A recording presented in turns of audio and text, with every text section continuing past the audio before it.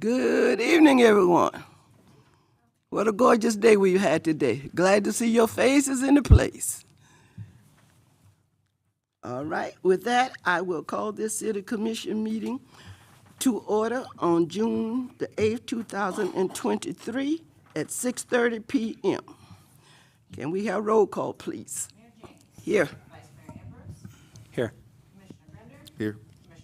Here. Here. Thank you. At this time, we will stand for an invocation, and we will follow that with the Pledge of Allegiance.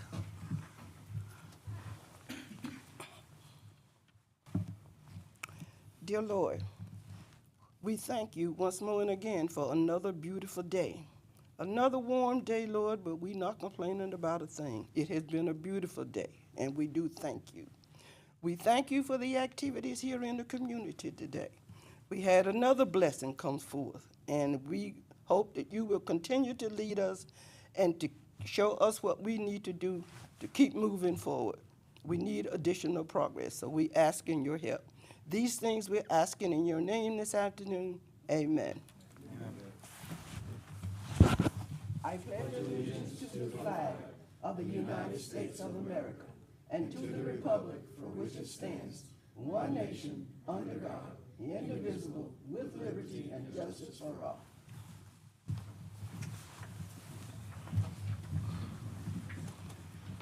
Thank you, everyone. At this time, I entertain a motion for the approval of the agenda. I make a motion we approve the agenda as presented. Second.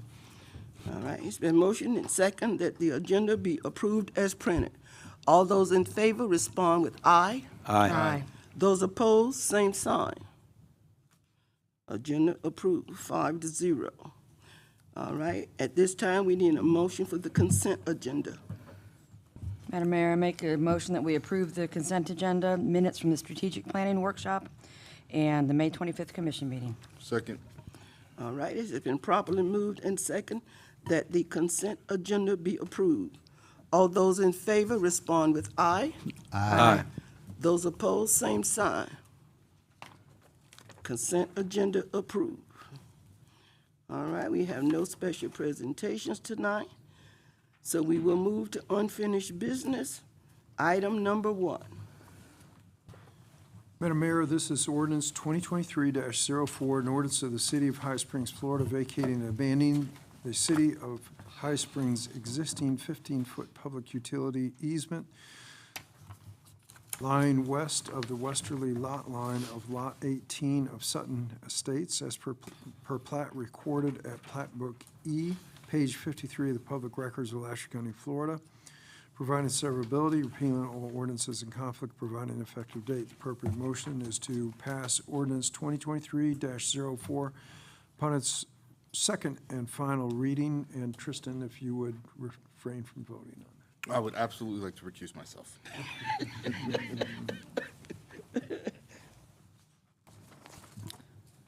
Mayor, would you like me to refresh the commission on this Please. ordinance? It's an ordinance to vacate and abandon an easement on Lot 18 of Sutton Estates. The easement was originally for a water line that was thought to have been put there, was never put there, and there's never going to be one there. So staff is recommending approval of the ordinance to vacate and abandon the easement. The homeowner would like to build a garage over it, and it is not within any setbacks. Very good. Any question, comment, commissioners? All right, motion. I make a motion that we approve ordinance 2023-04. I'll second that. All right, it has been, do we have any audience comments? All right, it's been properly moved and second that ordinance 2023-04 be approved.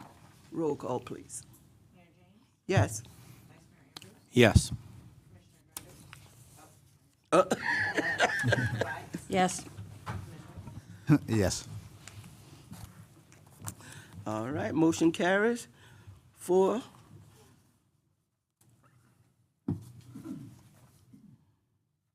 All right, the next item, citizens' requests and comments for issues not on the agenda. Please state name for the record and limit comments to 5 minutes each, please. No comments? Oh, all right. David Lynch. All right, Mr. Lynch. Okay, Exhibit A pertains to the issue of growth, which I will read now. Times guest column by Robert Knight. Nearly 50% of the combined flow from these springs has been lost due to excessive groundwater pumping in South Georgia and North Florida. This is from the internet, University of Florida, IFAS, Institute of Food and Agricultural Services. I will read it.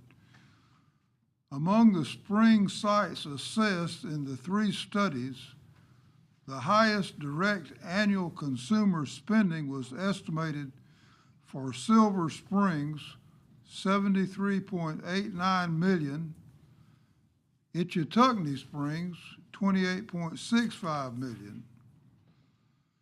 So we see that the springs are an important economic factor, an important economic driver in this area. Each new house that goes in pumps out water and reduces the amount of water that's going to the springs, which results in the ruination of the springs. So when the commissioners approve new developments, they are contributing to the ruination of our beautiful springs. Exhibit B pertains to alcoholic beverages, which I will now read. This is from the internet, the National Institute of Health. Research documenting the association between alcohol involvement and marital status has a long history, going back more than 100 years. Bacon, 1944, Heron, 1912. Evidence showed that alcohol involvement was a common reason for divorce. So when the commissioners allow High Springs Brewing to use the High Springs name, they are undermining the most fundamental unit of society, the family. Okay, thank you. Anyone else?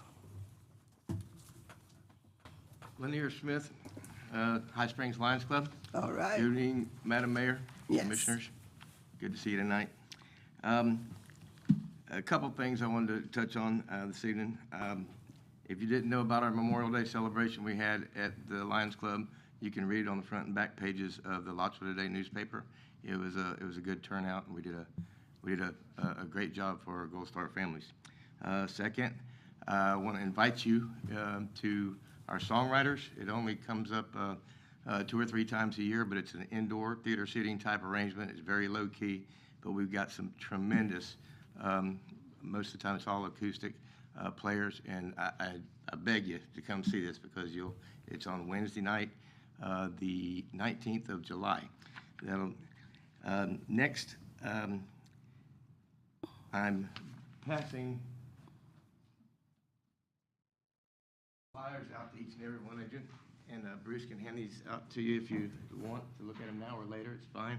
My phone number is on the front of those that I penciled in. These are the flyers that we're sending out for the car show, October 28th. These are the ones that are going to the clubs and the drivers. I just want to make sure that we're kind of getting in action now for this. I look forward to meeting with Bruce and also Chief Shepherd. Thank you. To iron out any issues that we may have, and I don't think there will be any. It will be orchestrated, and I just want to put this out. Thank you. I just want to put this out. Most of the times when you have car shows, the guys bring their cars out. Not to say the women don't have cars; they're nice, but a lot of times the guys will come out and their wives don't come with them because there's nothing for them to do. If you'll look on this, we were expecting at least 200 cars, and maybe as many as 300 at this event. If you look at the very center, it says that for their $25 registration, we're going to feed them a meal also. So we already know we're cooking 200 meals down there. But we plan to put up a bulletin board to let everybody know where the other restaurants are in town, because we don't plan on feeding everybody that's coming to this thing. We're going to take care of our obligation. Anybody else that wants some, we'll be busy with other things. We've invited the Newberry Lions Club and the Turkey Creek Lions Club to come help us park cars, take care of things, and mainly promote the work that Lions Clubs does. So again, I think, I'm not for sure now, but I think permits are in place, and if not, we'll do what we need to do to get that straightened out. At present, we plan to have it contained from 41 in that grass area, from 41 down along Railroad Avenue. If you've seen me out there, I'm already out there wheeling and doing some figuring. So I hope at any time that we've got an event come down there, you are always welcome to come and join us. And thank you for your time. Anyone else?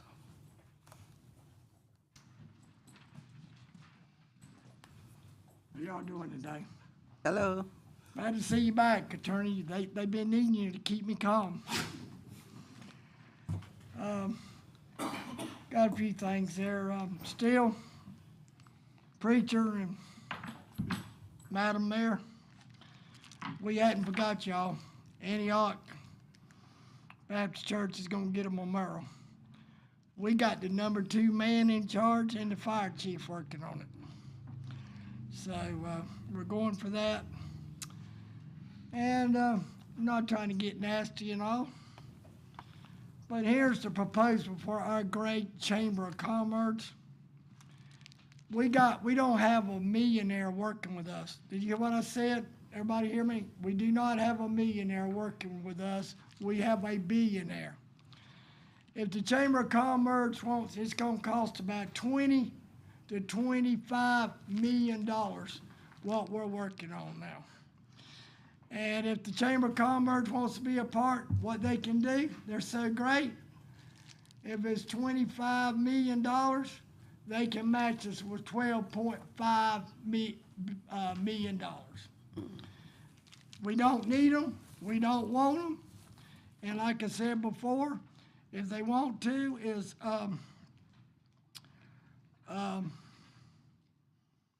I was there, like I said last time. This is hard for me, lawyer, to do, because I'm kind of like a lawyer. I like to talk a lot.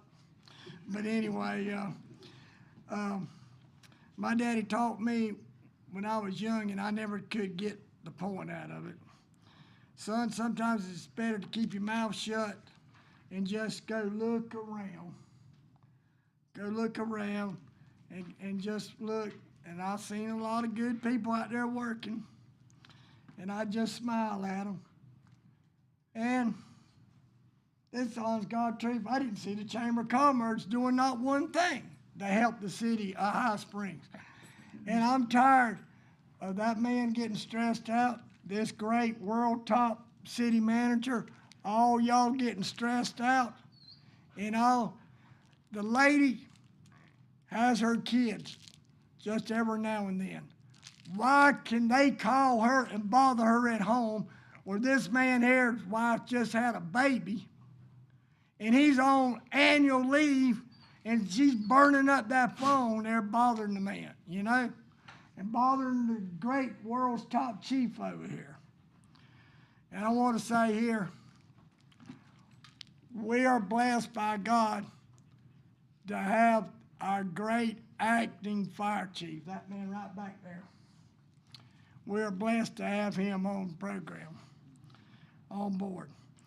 And one other thing there, and I checked, they're both dead and gone. But if they don't want to pay for it, I get the money. That sign over there that's on that fire department needs to come off. And one word added to it, or added some way. Fire chief. That family put a lot of money into that building over there. And that man gave a lot to the community, like arrowheads and things like that. And it's only right to honor and remember him as a fire chief. It don't matter. You can ask either one of them if they're not fire chief, but for 10 minutes, they're fire chief. So there needs to be put back on the fire chief thing there. And another thing I went to work on, that's because number 2 man over there and the chief. Guess what's going to happen to the priest theater lawyer? You know what's going to happen? We're getting the money out of Tallahassee to save it. You know? So anything, y'all doing a great job, and we're proud to have. And one more thing there before my time runs out. Well, let me say this right here. You should be blessed with our High Springs Fire Department. Go on the editorial. My wife wrote one and all. Our fire chief, people that couldn't hardly swim, they saved their life and got them back to safety. True, Columbia County was there, but you know who was running the show? And we're blessed to have a fire department that's got their own rescue and divers to save people. God bless y'all. Y'all be safe. All right, thank you. I got another meeting I got to be at.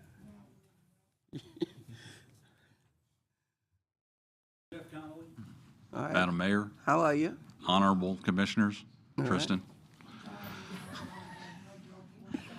I see an item on the agenda tonight. It's somewhat related with what I want to propose as new business to the city to consider. I understand in a previous meeting, we had the relationship between Anderson Outdoors and the, But we should be talking about things that are not on the agenda. yeah, this is new business. No, Right? we- I we mean, not there comments, yet. comments from the audience to suggest what the commission should consider, right? Yeah, it's not on the agenda. It That's- isn't. You're looking for an improvement, I'm looking for a suggestion on, it's not related, it's in harmony with, so. The previous meeting you had with dissolving the relationship with Anderson Outdoors and the city taking it over and managing it, my suggestion is with the use of that, is instead of finding another lease operator, which could lead to a similar situation that we just got out of, is that the city keeps it and actually turns it into a revenue-generating location. I had a meeting with the previous owner of it. He went over the financials with me. The ability to run the location would fall under Parks and Rec. That would be an idea that the commission should consider, considering the amount of revenue that it could generate for the city, even considering the nominal staffing that would it take to operate it. But with the beautiful park that we have and the access, for the city to have access to the beautiful Santa Fe River and to not have it generate revenue, I think we're missing out on an opportunity, especially when we're looking for revenue streams for this city. The previous owner, Jim Wood, is willing to mentor anyone that you might want to put in place to teach you how to actually turn it into a park, a facility that would actually earn rental income from people using it as it was in a previous use. That's something I'd like to see the city and the commissioners consider, since it would be an easy way to capitalize on one of the beautiful assets that we have. Thank you. All right, and no one else? Commissioner response to anything?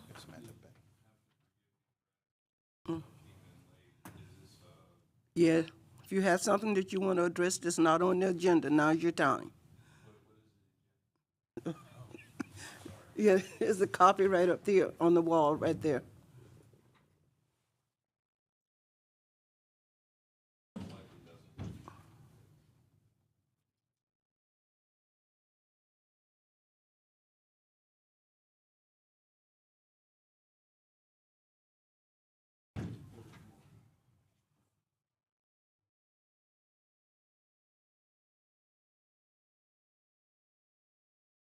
First and foremost, I would like to thank you for your time. Okay. This doesn't have anything to do with the, like I said, I don't know what agenda you've got on the books right now, but. The one that you just got, that's what we're working Right, from right, but tonight. I didn't read through it. Okay, go right ahead. Thank you.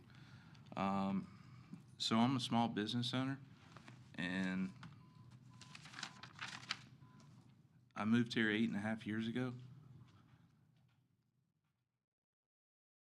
And on February 19th, 2022, at 9 p.m., I went to the Pink Flamingo Diner in High Springs, Florida, to speak with Roger Ludwig, who I had spoken with since November of the previous year about doing work for him.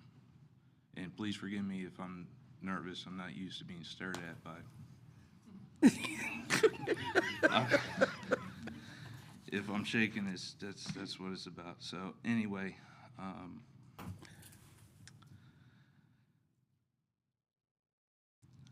I traveled to the Pink Flamingo Diner at 9 p.m.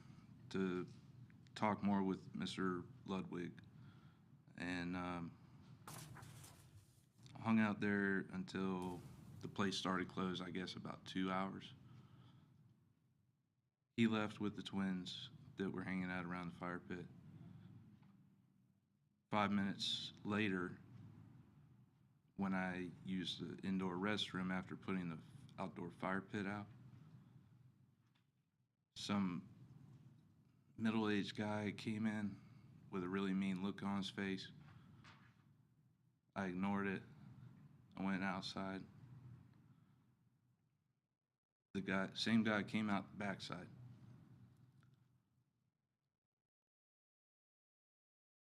Started to walk towards his truck, backed up 5 foot. I said, "Go ahead, bro, let's go." He said, "No, I'm gonna stand here and make sure you don't steal nothing." And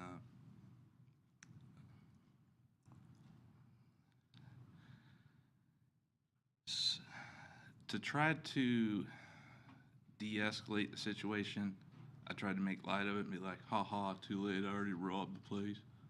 Literally just like that. And all of a sudden, a woman that I've still yet to figure out who it is, but I've been told that she was managing the chompers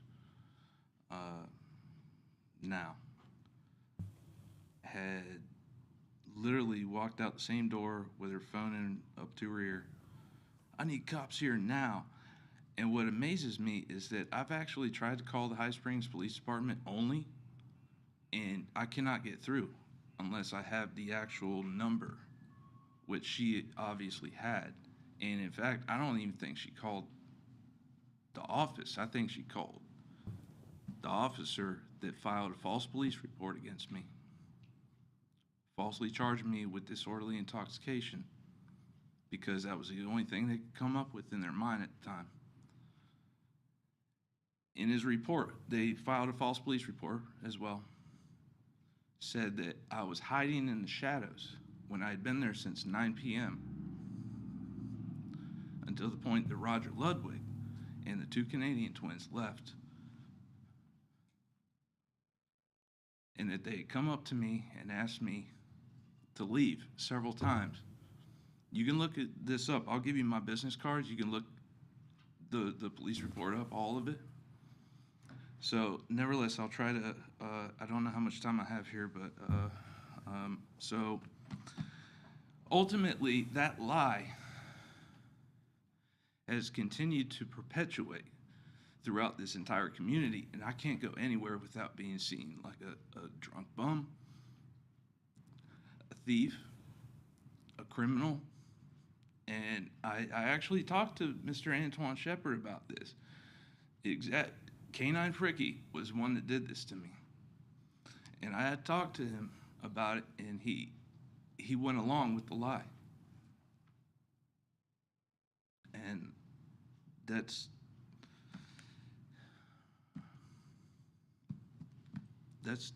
why I'm here, is to just bring exposure to the lie. There's been a conspiracy, false police report, false 911 call, false everything against me, and everybody's been running with it since February 19th, 2022. And I thank you for your time. 2022? Yes, ma'am.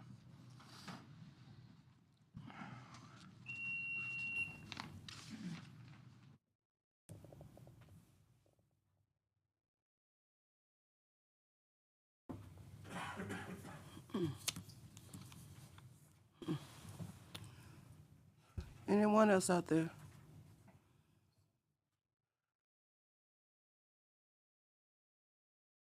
Commissioner comments? Were we going to get a business card? He said he wanted to give us business cards. Were we going to do that now? Yes. Thank you.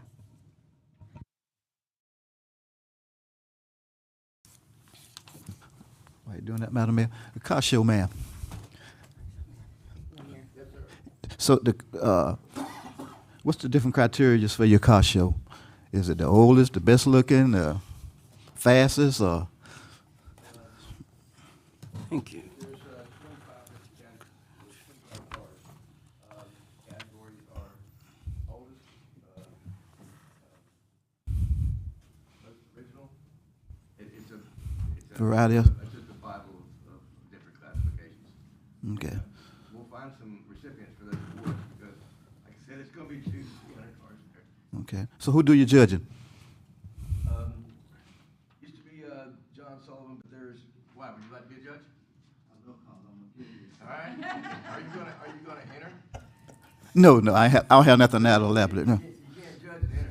no, I ain't going. You're like chicken in a box in a hen house, right? Yeah. Just curious, cause I have some friends that have old cars. Absolutely. Okay. I'm getting that though. If I may, if you see the name on the John Sullivan Memorial Award, those of you that've been around town, John Sullivan passed away early last year, but he was the grocer here in High Springs for years and years. Where the parking lot is for Great Outdoors, and it was there when it was back around where the Family Dollar is now. So there's a whole group of car people that family that are tied into this, and everybody knows everybody. So, thank you. Ready to go into new business? All right, then let's look at item number 1. Madam Mayor, this is Resolution 2023-I, a resolution setting the election for the fill the City Commission seats 1 and 2 of the City of High Springs, designating the election for the 7th day of November 2023, setting the qualifying period, setting the qualifying fees, and providing an effective date. The appropriate motion is pass Resolution 2023-I as read by title only.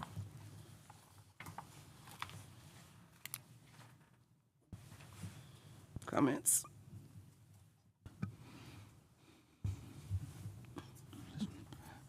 No? Motion, please? I make a motion, we approve resolution 2023-I. Second. Got it. Audience comments? Okay, we're ready for roll call. Yes. Yes. Yes. Yes. Yes. Motion carries 5-0.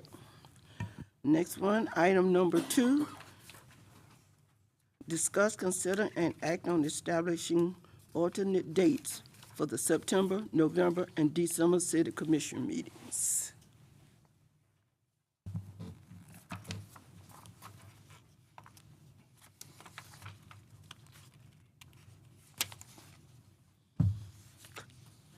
Any comments?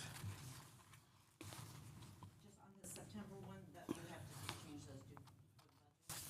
Statutes will have to have it on. Okay. What they are, is you have them marked here. Okay. Okay, very good. Everybody? I'll make a motion, we accept the changes. Second. All right, it has been properly moved and second that the dates be changed as indicated. Audience comments? All right, all those in favor respond with aye. Aye. Those opposed, same sign. All right, motion carries 5-0. Item number 3 is another resolution. Read that by title only, and that is resolution number 2023-J, a resolution of the City Commission of the City of High Springs relating to approving outside legal counsel to represent the city in negotiations of the wastewater interlocal agreement between the City of Newberry, City of High Springs, and City of Archer.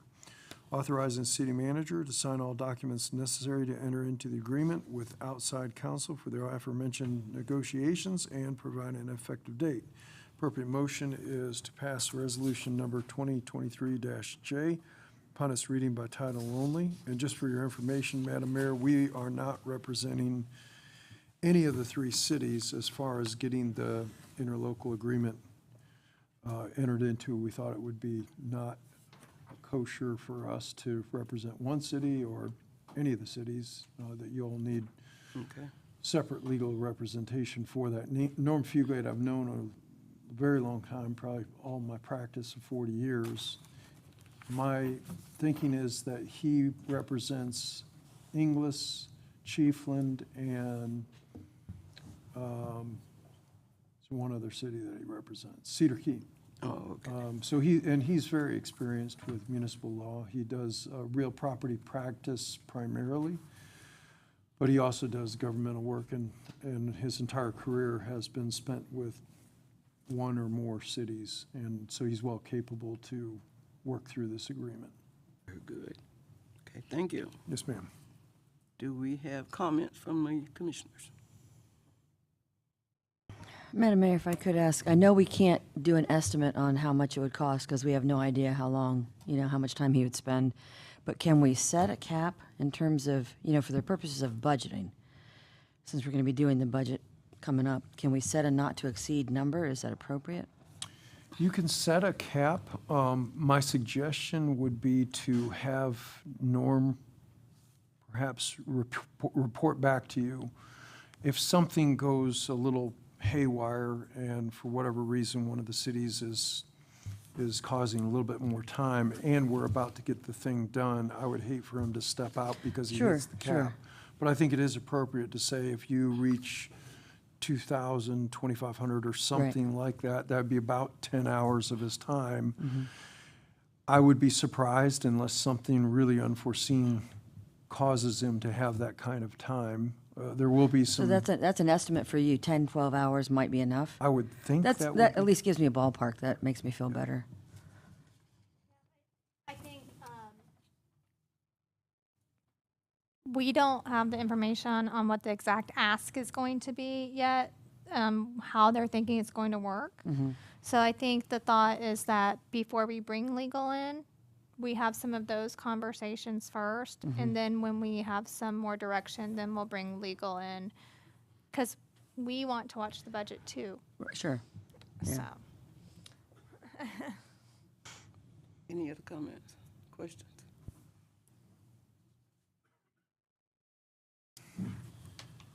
Audience comments, questions? All right. We're ready. Any motion? I make a motion, we approve resolution 2023-J. Second. All right, it's been properly moved that motion 2023-J be approved. Yes. Yes. Yes. Yes? Yes. All right. Ordinance carries 5-0. Motion carries 5-0. All right, our next item, number 4. Madam Mayor, this is ordinance number 2023-07, an ordinance of the City Commission for the City of High Springs, Florida, amending the City of High Springs Code of Ordinances, Section 74-3, restricted use of vehicles, imposing the vehicle travel restrictions on Northwest 186th Place, providing for severability, providing an effective date. Appropriate motion is to pass ordinance number 2023-07 as read by title only. Thank you. Yes, ma'am. Commissioner comments? So the only comment I had asked you, do we have an enforcement method?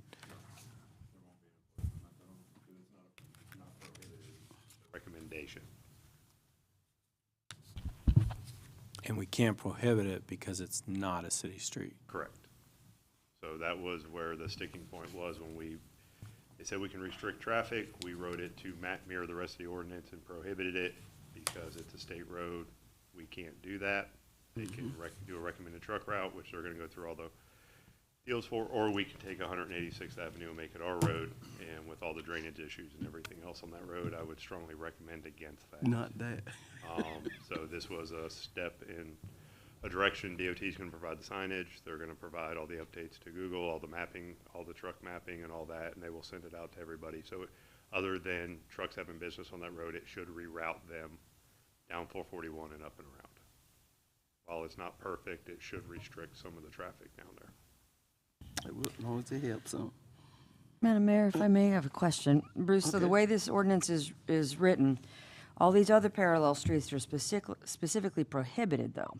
That is enforceable. So if they decided they wanted to go down Railroad Ave, that's a ticketable offense. Okay. The ones that are our streets that are listed as prohibited, Right. that is correct. Got it. Okay. And this is the best we can do, because I agree, we don't want to take on that drainage nightmare with the city. Yeah. Well, the engineer in the back is nodding his head, so clearly. Like I said, while it's not perfect, it's moving in a direction. We It's can the see what beginning. impact it has, and as we look at this over the next few months, then we can start having some additional conversations with them about, we've had several conversations about like no left turns during certain hours, things along those lines. So we're working on a few things, but let's get this through if we can, and we'll keep pushing the rest down the road, because I got to send this to them after the second reading, but we'll start moving forward. This is their language and their recommendation that's in here, so. Okay, everybody? All right. Need a motion? There is one thing. There is one typo in here. It doesn't have to do with this section. In the 9th Street area, we changed all the stuff to reflect the new streets, but for some reason the 244th didn't go over to the copy that you have. Whenever you make your motion, if you could just make the adjustment to where I can go and edit that to put the 244th Street in there, and I'll have it adjusted for the second reading. It is in section. Give me 1 second. 2C. Yep, right there. So I just need to put in there formerly Northwest 9th Street, and now it's Northwest 244th. I missed it in the update. All right, we have a motion? I'll make a motion, we approve ordinance 2023-07, noting that Northwest 9th Street is now formerly called 244th Avenue, or Street. Second. All right, it's been properly moved and second that ordinance 2023 that be approved. Okay. Yes. Yes. Yes? Yes. Yes. All right, ordinance approved. Next item, number 5, discuss, consider, and act on future improvements to the Canoe Outpost dock. Madam Mayor, so when we bought the Canoe Outpost, the plan was to improve actually the boardwalk leading to the dock and the dock as well. And since that time, we have found out that the boardwalk would need to be built 4 feet above the ground, and that would trip building code, which would require railings, and that would also the ramp would be a lot more expensive because the slope of the ramp and all of that for ADA accessibility. So the boardwalk and dock, with the increased labor cost and increased materials, will be extremely expensive. So this is kind of an update / please give us your blessing. Staff wants to take a step back, and before we would recommend spending the amount of money it will cost, which I don't have an estimate, I just know it's going to be way more than what we had budgeted. and it would be a big chunk of Walt Spaces money. We want to take a step back and see what other options there are. I attached a presentation, not that I did, that the Florida FDEP did. There are alternatives. We would have to vet with Swanee River Water Management District, and we would have to vet with the county because of the conservation easement on alternatives. But we want to look at soft service, you know, what we would be permitted to do as far as grading to smooth it out. We just wanted to see there are things that other parks have done besides ramps that are very high. So we were, you know, it's been taking a long time, and this is why, but we wanted kind of your blessings to go in another direction. It could end up that we come back and say, the boardwalk really needs to be built, but we thought that to be, take care of the citizens' money, that this would be best. Okay, thank you. Commissioner comments? If I may, I was not here. Commissioner Grunder and I weren't here when we bought this, so I don't know what kind of material we got as part of this purchase. And maybe this is a question for Mr. Walker, I'm not sure, but how, I mean, it seems like there's a lot of things that we've discovered now post-purchase that I would have thought might have been revealed in the process of buying the property. Okay, so we did, I think that, well, when we bought the property, the main point was the land. We knew that the boardwalk was in poor condition. We knew that the building was in poor condition. We knew, you know, the status of the equipment and the vans. Okay. So we knew that. The main reason was the land. We knew we were going to have to make improvements. We did not anticipate the boardwalk requirements being this stringent from Swanee River Water Management District. And it's this stringent now because it's city-owned and it's not privately owned? Well, the conservation easement, yes, and it's, well, I don't know. I mean, I want to take back, Bruce and Thomas worked on that more. I think that they would require this for anybody because you have to go through Swanee River Water Management District, but we always do. Do other people, Bruce? I mean, I thought they would. So the deal is, like, for instance, the boardwalk, and I know we're not talking about that right now, is there's a difference between repair and replacement. And some of this stuff is beyond repair at this point, so the dock itself needs to be replaced, so it's got to be brought up to new standards. So that's where we're at this point. So that's where this is. The requirements have changed. Swanee River has changed a lot of requirements over the last couple of years, so a lot of that stuff has to be brought up to snuff on that end. So that's where we're at.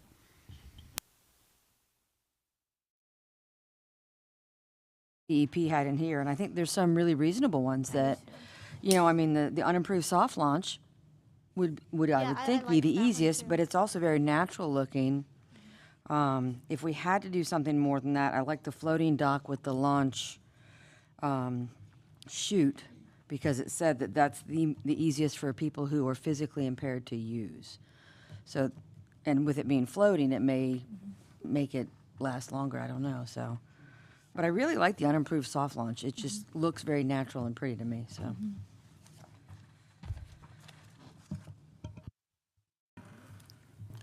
I appreciate you stepping back and taking a bigger look at this.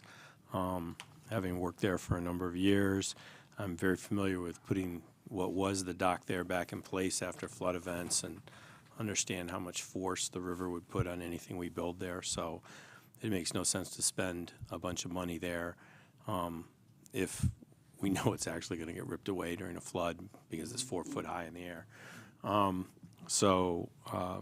I appreciate staff stepping back and working with the resources available to figure out a path and then access to the river, because those cypress knees are regulated too.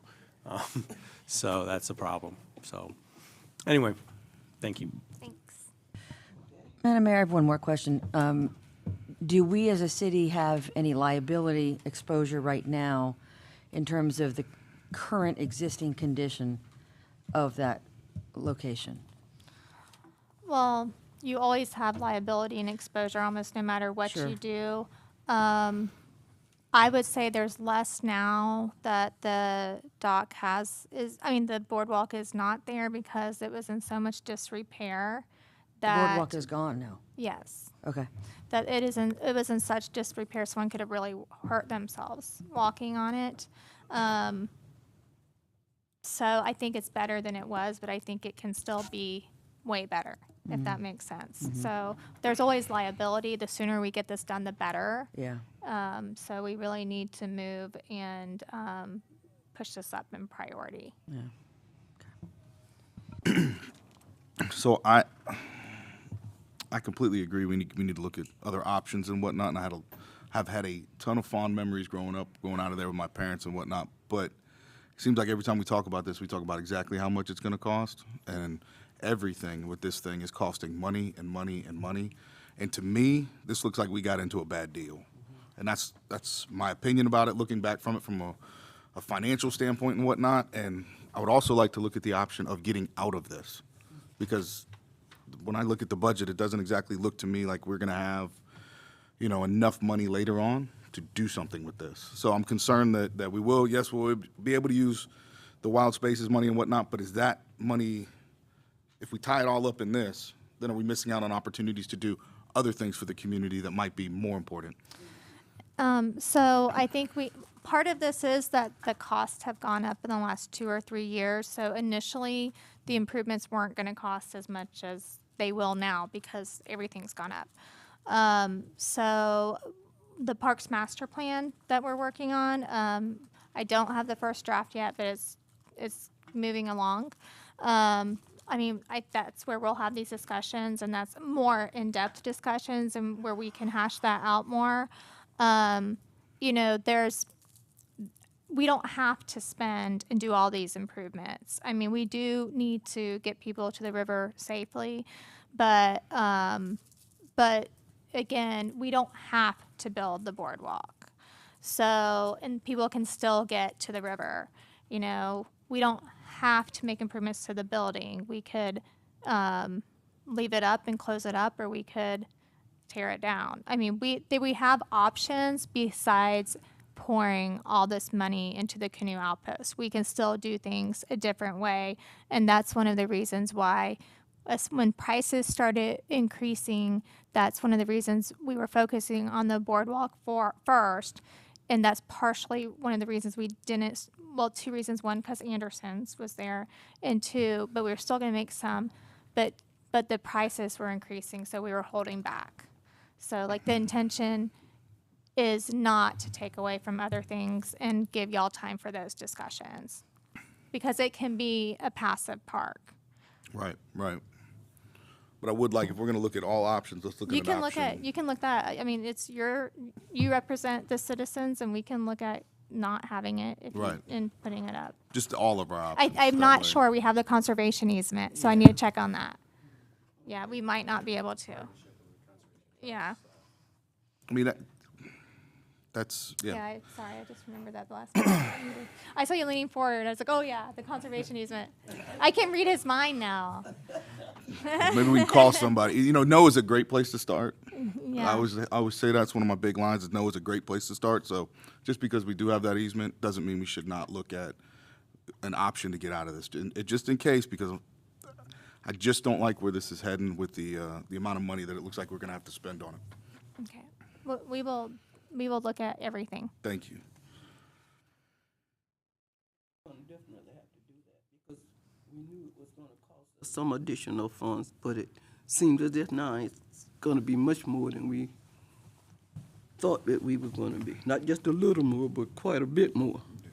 Well, as we discussed in previous meetings when we were going over the budget, everything's costing more with insurance and utilities and supplies, and just everything's through the roof right now. So we're kind of evaluating a lot of decisions we made when the finances were better. We're having to step back and reevaluate a lot. So, the remaining expenditure of the ARPA funds and the budget and the strategic plan are really important because there's less than there was before. Okay. All right, any other questions, comments, or concerns, commissioners? Audience comments? All right, then I'll entertain a motion. Madam Mayor, I make a motion that we authorize staff to look into alternate ways to get people in and off the river and see how much it'll cost, as passively as possible, I think. I second. Okay, it has been properly moved and second that staff be given the authority to look into alternate repair, replace, whatever methods we might need for canoe outposts. All those in favor respond with aye. Aye. Those opposed, same sign. Okay, 5-0. Next item is item number 6. Discuss, consider, and act on creating a policy governing charitable donations. Mayor, Vice Mayor, and Commission. So the way, I'm just going to start with kind of the history. So the way charitable donations have been done is typically they come to my office. And I've been approving whatever was approved in the past before I got here for the most part, unless it's something like the robotics or things that I know for sure you support that are in the community.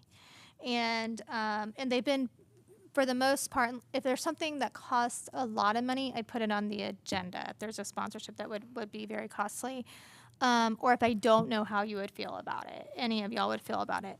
I'm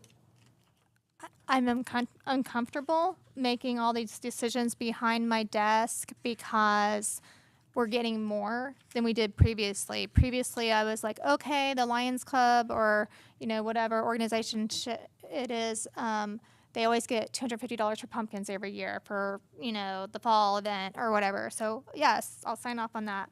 But we're getting a lot of requests from organizations in Gainesville that I question how much, how many High Springs citizens they're serving, and I feel uncomfortable denying all of them because there might be something important to you that I'm denying, and I don't want to bring things that might be meaningful to any of the commissioners. I don't want to not bring that, but I also don't want to be bogging down the agenda with a bunch of requests that don't really need to be discussed here when we have other business to attend to.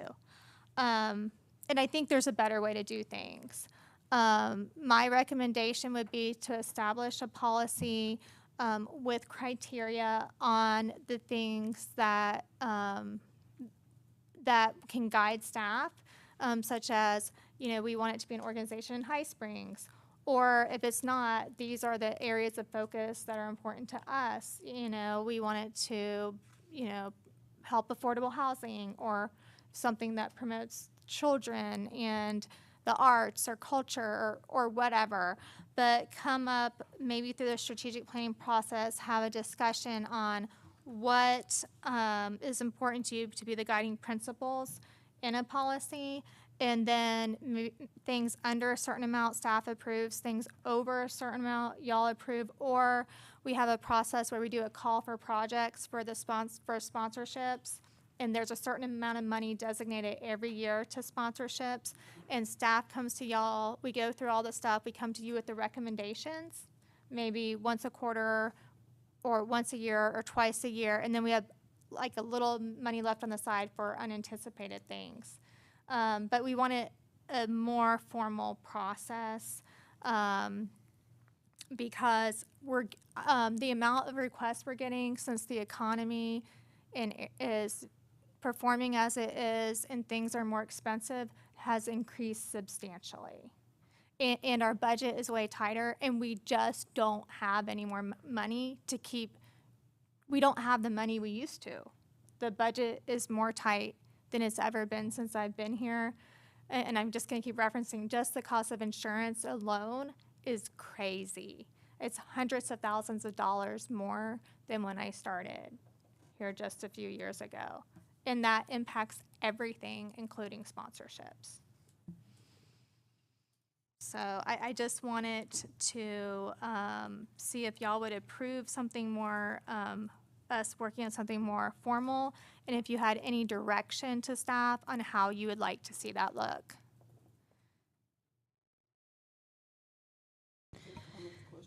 I have a question. Maybe this is Diane's question, I'm not sure. In our budget, do we have a line item that's tagged for charitable donations? We do not. So when you get a request, Ashley, how do you decide where it comes from?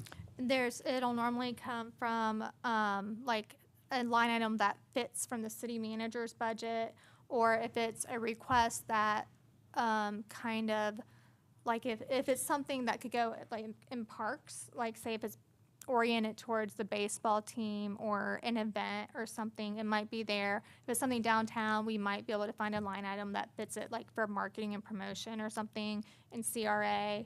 So we have been kind of picking line items that fit the ask. Okay. And if it doesn't fit the ask, then there's been a contingency to. But we really haven't. Most of the sponsorships that were coming in that I've been approving have been 250 here, 500 there. Like they've all been under $1,000, and there hasn't been a ton, but the asks are increasing. And when again, the only things I thought that, I've been trying to do what I think the commission would want, basically. But I really would feel more comfortable with something more formal, that I could point to a piece of paper and be like, this is what the commission wants, and this is how we're doing it, and this is within my approval limits, and this isn't. Could we work it in the budget that was a line item, that anything, we have $5,000 to spend a year? Yeah, that's exactly what we And discussed and want to do. That would make the process easier. And I don't know how easy this data would be to compile for you, Diane, but, like you said, the $250 for pumpkins, the things that we just have always done. Do we have an idea of how much we're spending on that? One of the challenges of having to find places to put it, it's hard to find it later. We certainly can look into it, but I won't make any promises that we'll find all of them. So, but we'll do our best to put something together for you. I think with the institutional knowledge, staff knows most of them, because as they've come in, the first question I always ask, did we do this last year? Yep. That's like literally Yep. the first thing I always ask. And if we did it last year and it's in a reasonable amount and it's something I know the community does every year, I sign off. But just recently we started getting the really unusual requests, and it makes me uncomfortable being the one sitting behind a chair making decisions that I feel there should be some direction from the commission. Either on how to make those decisions, or if you want them all brought up to you, we can put them on consent and we can No, do that. I do not. I didn't think you would. Well, I mean, I trust your, thank you to you. make those decisions, but if, we have that as a singular line item in the budget, and that would make processing that much easier, I would be all in favor of that. Yeah, I mean, the big criteria also is it a High Springs organization or not? Sure, yep.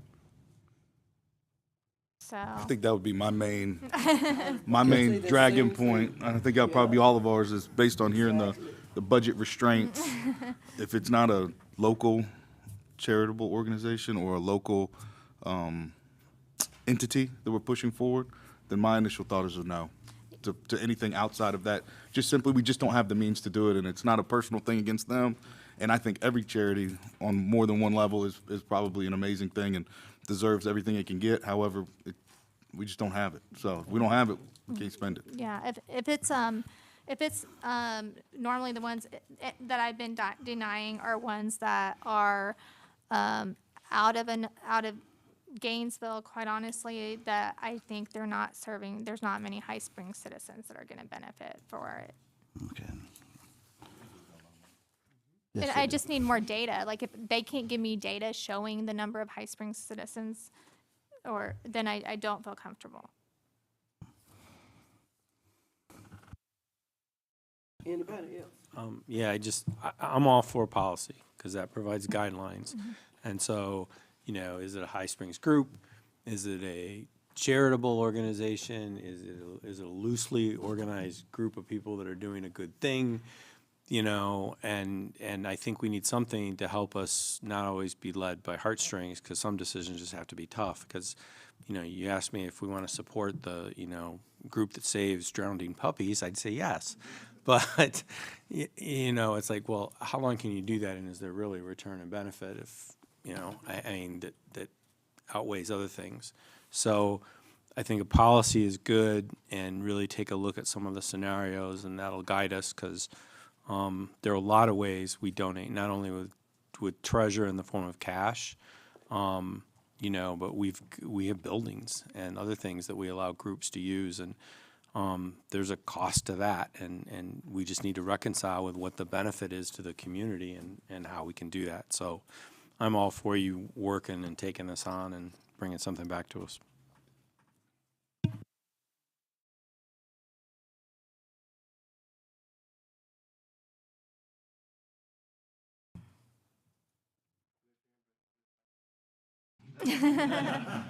Well, they came from That's awesome. so I don't know. So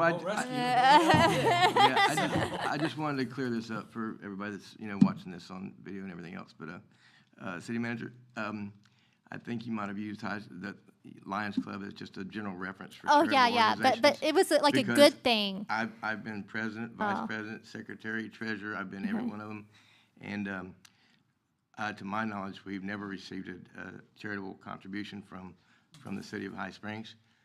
We do everything on our own, and all we ask is that people participate in the events that we do. It might have just been the wanted to make sure everybody Kiwanis. One of them, we give donation for pumpkins. Yeah. So. Thanks. Thanks. Okay, it wasn't Kiwanis. I don't know which one it is. Who is it? Whoever needs to buy pumpkins. So. Okay. Our recommendation, so we need a motion on this. Madam Mayor, I would make a motion that we give Ashley the free range to come up with a policy and maybe identify a line item in the budget. And I don't think, you know, set a cap for anything under a certain amount, Yeah. stays with the city manager. I don't think we need to get in the weeds with all of that. So, Yeah, thanks. yeah. I need a second, somebody. Second. All right, it has properly moved and second. All those in favor respond with aye. Aye. Those opposed, same sign. Okay. Staff, you got your directions. All right. Item number 7. Discuss, consider, and act on a donation request made by Creative Gainesville. Well, I think we just talked about that, but Yeah. So, Mayor, Vice Mayor, and Commission. This is the one that kind of was like the icing on the cake. And, which kind of like was like, okay, it's time, which made me put the previous one on the agenda. So, Creative Gainesville is an organization. They did not come to staff to talk to us. They just sent an email requesting an employee, a vehicle, or like we run a 24/7 safe house. Like it was weird. And so, but you know, what they're trying to do is very important and a cause that is extremely important. So they're trying to help victims of sexual exploitation and sex trafficking. So, you know, it's difficult, again, when these things come across my desk because that's important. And it could be happening in our community, and I don't know. You know, obviously I can ask the police department, but the suspicion is that even if it is, most of the benefit will go to people in Gainesville who that facility is near. So, and they are an organization outside of Creative Gainesville. And again, I do look at, you know, how many people will it benefit in High Springs. But then some things are so important, even if it'll benefit a few people and not a mass of people, it might be important enough to do. So, and you obviously could do a smaller, decide, okay, we'll give $500. Like, I'm sure everyone will always take a smaller amount of funds. So, but on this one, my recommendation was to recommend denial because a number of reasons. Not a High Springs organization. And the organization wasn't vetted thoroughly because the person didn't come talk to us. There's no relationship with the organization. It just, to me, a professional organization would have come and reached out if they're asking for something that big. So I would be hesitant to give money to an organization that didn't know proper protocol for such a big ask. So my recommendation is denial, but it is a noteworthy cause. So if you wanted us to explore it further, we always can. But I would mention keep in mind, per one of the previous meetings, our budget is extremely tight. And there are no more funds really for extra things, and staff is going to be sending email Monday for everyone to really watch spending. So. I don't think that you really need to spend a lot of time digging into it. I just ask you to take a look at it simply because it was sent directly to me. And I know I couldn't do it. And that's the only reason. But I agree, I don't think it's going to benefit the citizens of High Springs very much at all. And it's the first time I ever heard of it. I never heard of them before. So I have no problem. I am in full compliance. But it's up to the rest of you. Have you got any comments or thoughts on it? No, I'm ready to make a motion. Audience? All right, Roy. I make a motion we decline the request due to lack of resources and information. All right, it has been properly moved and seconded that this particular request for Creative Gainesville be declined. All those in favor respond with aye. Aye. Those opposed, same sign. All right, declined. All right. Strategic plan update. Okay, so this is a simple one. Before you is the strategic planning projects. Basically, they were in your booklet, but we just pulled out those pages to make it easier for you. I also have already sent it to you electronically. You have 2 highlighters that we have supplied for you. Green means go.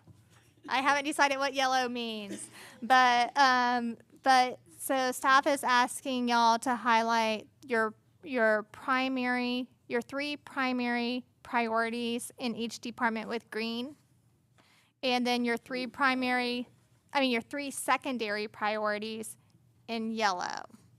And that's in the email. And then we are asking that you star your 10 priorities throughout all the departments. So you only get to pick 10 of the most important priorities citywide, and they can be highlighted or not highlighted, however you want to do it. And then if there's priorities that aren't in here that are important to you, staff requests that you send me an email, copy Bruce and Angela, if you would, and let me know what those are, so that when we have our next workshop meeting, we can make sure they're part of the discussion. The next thing is we also wanted to have the next, plan, like have an idea of what y'all want to do as far as the time of the next meeting in the day. If you want an evening, if you want a weekend, June, July, however you want to do it. That we just, y'all kind of give us some direction. You don't have to pick a specific date, just something that we can focus on, and then Ashley will call each one of you or email you to kind of hone it down. But that would be helpful.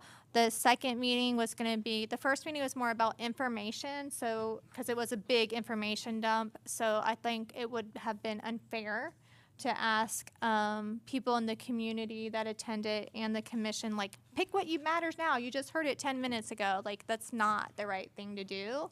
So, so the thought process is the next meeting to get further input from the citizens, the strategic planning projects, actually the whole book has been put online on the city website under news. There's a news tab. And then the presentation from the first meeting was put under the news tab for citizens to see prior to the meeting. And it was going to be a SWOT analysis with the citizens and the commission, strengths, weaknesses, opportunities, threats, as well as based on the feedback from commission. If any citizens want to email staff any feedback, if they want to look at like what's online and email us any feedback, that would really be helpful to help form the discussion that evening. So anything's important to y'all that we make sure to hit on during this discussion, let us know. And then just based on what staff knows about the community, we will be asking more specific questions outside the SWOT, and then giving time for questions and answers and comments. And then after that, and sharing what we get from your homework, and then gathering the information, and then further making decisions on what goes into the strategic plan. So that was going to be the format of the next session. And then hopefully the third one, we will bring you a draft for consideration, either at a third meeting or just at a commission meeting. So just want to make sure that format's okay with you, and if you have a desire on weekdays or weekends or months or weeks. Or you just want to take it home and then email us what dates are most convenient for you for the second meeting. I had one question about this, the next process, the next step in the process.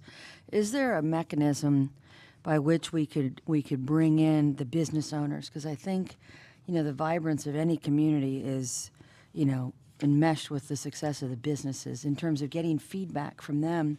A lot of them don't live here. What I think might be better is if businesses have different hours sometimes than staff, so it might be better if we do some outreach and do some focus groups with them. I think that might be a better way to go. Maybe focus, like one focus group could be downtown businesses, one could be 441 businesses, and maybe just send an invitation out and then establish some times to see if they'll come. Some of them might want to come more during the day or lunch hour. We can work with Sharon. Sharon has, I think that's a really good idea. Okay. I appreciate that. Thank you.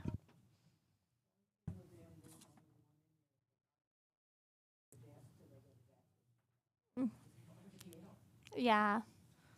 And we might want to walk around and might do it like walk around together and talk to them a little more. Yeah, we'll figure out something. Thank you.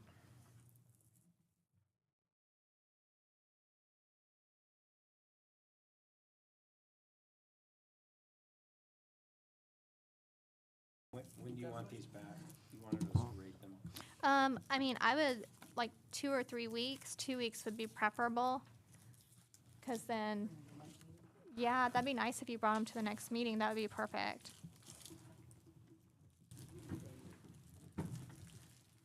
And then I'll have Ashley call y'all to see what your preference is on meeting dates. But I'd like to get that set up pretty quickly after getting this information back. We may start trying to set up some appointments for some business outreach before that. Because you just don't see as many of them come, in my opinion, when you have evening meetings. And then we'll let you know when they are. If any of y'all would like to come, let us know. If there's too many of you that would like to come to any of them, then we're going to have to post a public meeting. So you aren't allowed to come unless you notify us in advance. So I can post for a public meeting if it becomes necessary. So.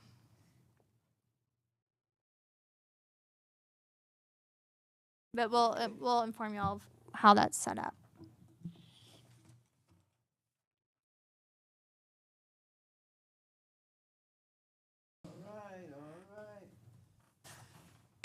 we will get to work. All right, at this point, we are ready for the report from the city attorney. No report. All right, city manager? So one me. thing is the commission is going to hear, about the water sewer line. We think, we haven't put it out there because the agenda hasn't come out. But it's supposed to be heard at Tuesday's meeting at 11:30 a.m. Kevin and I have been waiting for the agenda to come out to put on social media, and they have not put it yet. We keep looking every single day. The county, right? The county, because like we didn't want to advertise that it was going to be on the agenda till we actually saw it be on there, because we didn't want to have to retract it and all these people show up. And so that's what we're waiting on, is for the agenda to come out. But it's supposed to be on Tuesday at 11:30. So again, I wanted to announce it, but again, the agenda hasn't come out. It could be pulled, just so you know, if you show up and it's not on there, if they pull the item for any reason, which I don't think they will, but you never know. So that's going on. The other thing is the audit is almost done, and our deadline is coming up. When the auditors are going to get it done is right up against the deadline when y'all need to approve it, and you won't have time, if we approve it by the deadline, probably to review it properly. So I wanted to just bring that up. You know, we can, that's a weird thing. I mean, the only options are to approve it without reviewing it adequately, and then get more in the weeds if you have questions after, and or just submit it after the deadline, and I'll let the finance director know how I'll let the finance director explain how all that works, if you want to talk more about it, Diane, and the date that you propose. The state requires that we submit it by June 30th. Typically with smaller communities like our own, because there's so much work done by outside auditors, more than a larger organization with a large accounting department, we have a little less control over the schedule because we have to coordinate with the auditors as well. Because of that, the state allows us to give them notice that we will be late, and it's okay. We don't get penalized for it. I'd prefer not to, but we don't get penalized for it. We could do, as we did last time, we have, you know, Brendan come in, we do the approval, sit down and meet. The part of it is, it's not going to change.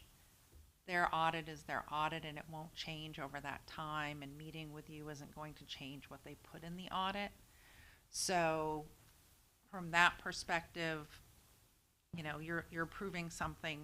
It's a little weird to me anyway. The commission, basically you're accepting the report. You're not saying you agree with what's in it, or you have anything to do with what's in it. You're just formally receiving it, so it shows that you received the audit and it was completed by the 30th. It's more of a formality. Not that you don't need to know what's in it, but I'm saying from the state perspective. That probably does not help you at all, but that's that's kind of the way it runs. So we're required to prove that you know it was done and that you have access to it and have seen it.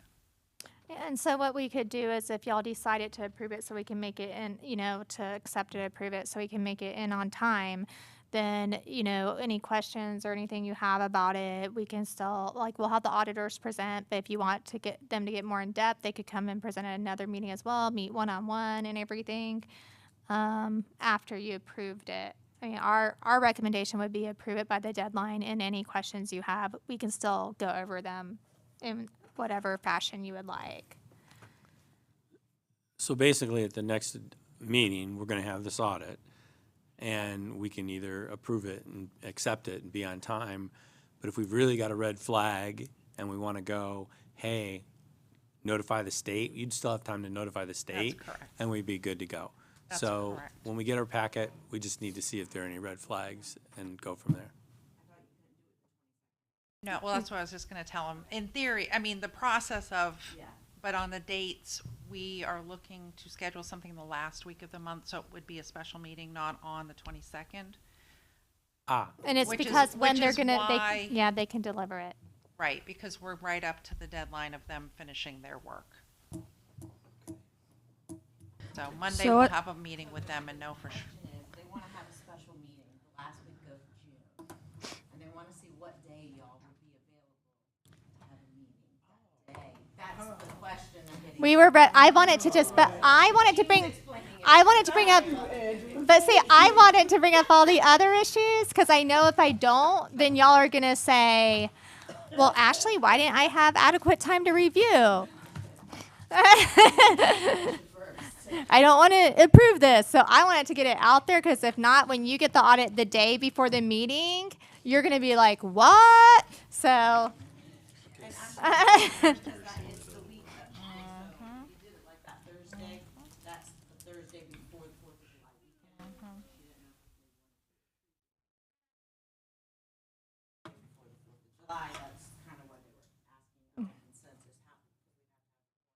Yeah. Tuesday the 27th.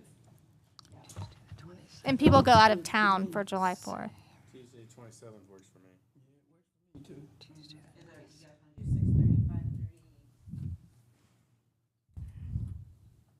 Six thirty would be, 5:30? 5:30, it's harder just to get out of work, that's all. Let's do it at 8 a.m. That's fine too. That's Kristen. Kristen, you be off by that? Yeah, I should, 5:30, I'll be good. Will you be awake? That's a different story. Alrighty then. I'll be fresh and ready to go. All right, audit. It's like 8 a.m. for me.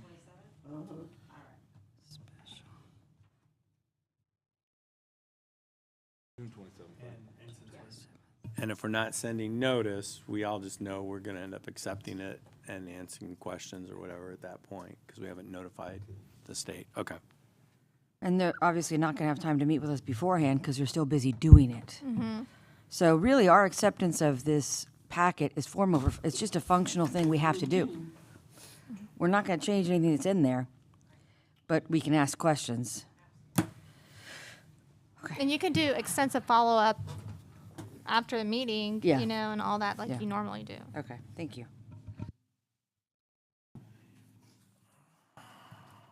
But I think y'all would be mad if I didn't explain what I explained and you get it like the night before. That would be bad. Anything else? No, I don't have anything else. I mean, I can think of things, but you know.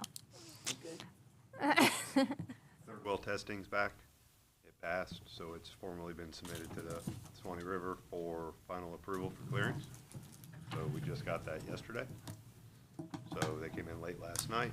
Been working on that all day. We met with Swanee River also on our consumptive use permit, which we've been out for review for.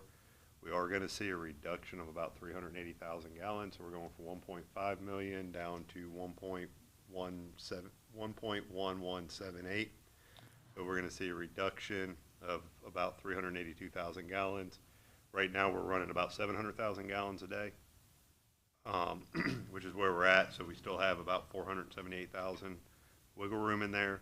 They took into account some of our initiatives with AMI and the reduction of our non-revenue waters, which is extremely high, which we're working on. So we didn't get dinged too bad. Could have been worse. A lot of areas got hit a lot harder than we did on this. So looks really good. That goes to Swanee River on July 11th, and we should have final approval on that. And over the next couple of weeks, we should hear back on the third well as well. And that's all I got. So are you saying the cup has been bumped down again? Because they bumped it down before. We were still at 1.5. Okay, We were going through some justifications and running through numbers with them, and they were waiting on the third well. They came out, did their inspection. We did a bunch more stuff with them. We got notified this afternoon that that's where it's going to end up finally being. There Just was under a point where they were 1.2. talking that we could be around 800 to 900,000. We went back and forth, the engineers, us and them, and we are all good with the 1.1178. So that'll hold us for a little while. So it's going to be a 5-year permit, not a 10-year permit. Anything over $1 million right now, they're looking at doing 5-year permits on. And then as it goes up, they're actually looking at reducing how long these permits are good for. So we'll be reviewing this again in about 5 years. and the initial analytical, was that a full primary, secondary? Can you send me? That was all the gross alphas. Can you send me that data? Yeah, absolutely. We just got it, so. I was Yeah, just yeah, letting you because know they found the samples. That we have it. No. They didn't lose it this No, time. they did the They had to new samples. resample. They did a 3-day rush on it, so Yeah. everything's good. Okay, So we got all that notification back. Engineers sent all the stuff in for final certificate of it, so substantial completion's done, so hopefully it'll be online here very shortly. Any update on the meter deliveries and starting the install process? All the antennas are up, that system's up and running. Test meters are going in the ground now, so there's about 12 of those going in, so that's going to be running the software integration. Most of that's done, I believe, but we're being told meters will be here September 15th. The last update we got. And that's a delay on Neptune's part. That's not us. That's the manufacturers delayed it out that long. They were supposed to be here, what, in June, Diane? Yeah, well, no, they were supposed to be here originally, what, in June, end of June, and now we're being told September 15th. So March, then June, now September. Are they putting out test meters? Test the radio system to make sure it reads back to City Hall appropriately. So some of y'all were on the list. Your meters are probably already in. So they're getting them set up now. So Mike should be back in a week or two and start getting all that fine tuned, and we'll start doing testing. So they're in all different areas of town. Just to make sure we don't have any gaps.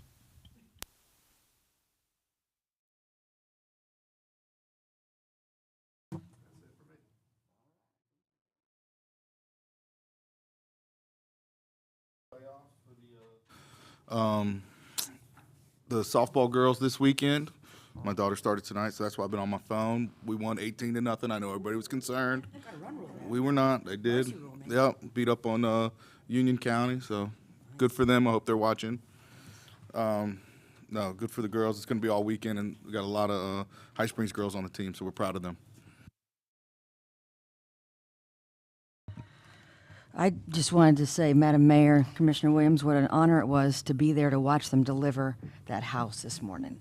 That was Okay. a fabulous, the Habitat house that was delivered, I've never seen anything like it before. And the really super cool part is I was able to share some of the video that I took, and Kevin did a nice compilation on the High Springs page, Facebook page, but I was able to send some videos out to my day job because our apprentice worked on that house.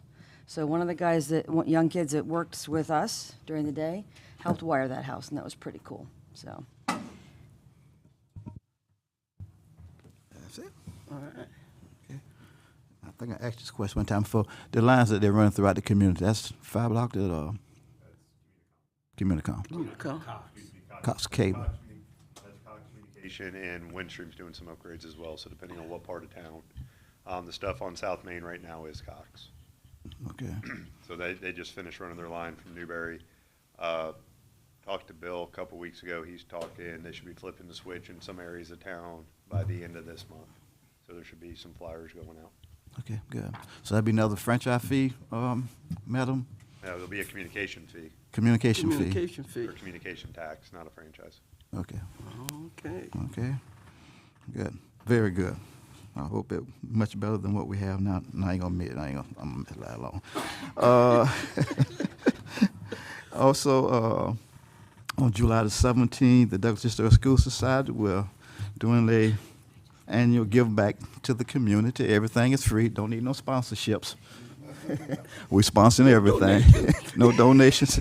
Just show up with your appetite for free food and just a time of fellowship and having fun. So that's on June the 17th at Catherine L. Taylor Park. Again, just bring your appetite.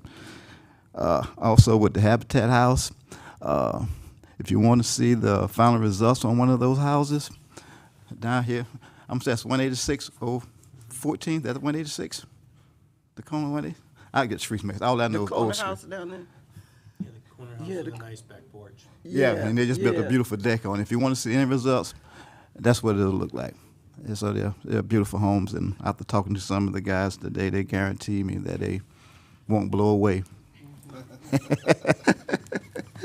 Yeah, but we'll see on the hurricane.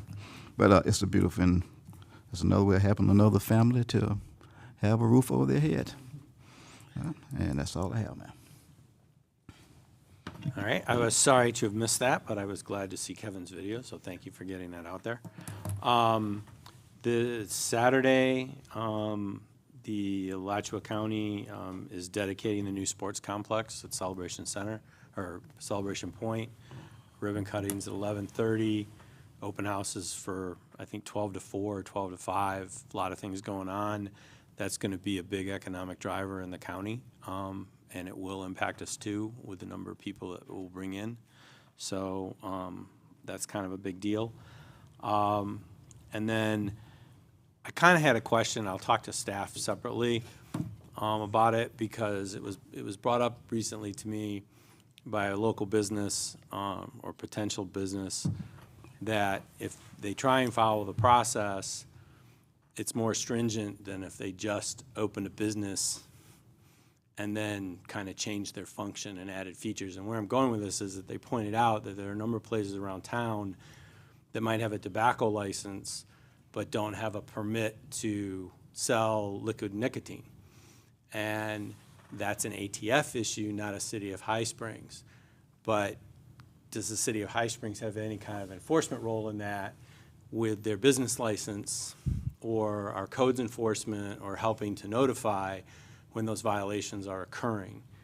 And so I'm just curious in what our process is, that if a business starts operating outside of the scope of whatever they were granted their business license for.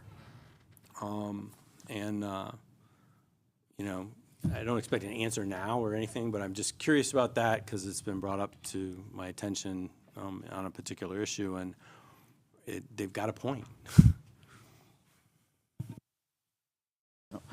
Just to piggyback on the recreation building out there, that's a beautiful facility. Was out there this past Saturday for an AAU basketball game. It's 8 courts in there. My goodness, 8 courts. I mean, it's with a track, indoor track. It's actually, because it's so new and because it's just open, there's actually an international tournament, and I can't remember the exact league, but they will have approximately 3,000 athletes from around the world. Their host venue in another city has canceled, and Gainesville is now down to the last 2 for being the replacement to host this international event for approximately 2 weeks next summer. Ooh, I hope they're playing that well, because the parking is not that great. Trust me, it's a big issue. Yes. And what bothered me is they close off roads, and then some business you can't. I know somebody's going to address that soon, because I was trying to get to Nike, and I couldn't get there because they got the roads blocked off. But it's a beautiful facility. It's amazing. Just big. Big, but it's good. Very good. And that's, I didn't know how big recreation is. I don't want to call it a big business, but when it comes to youth sports,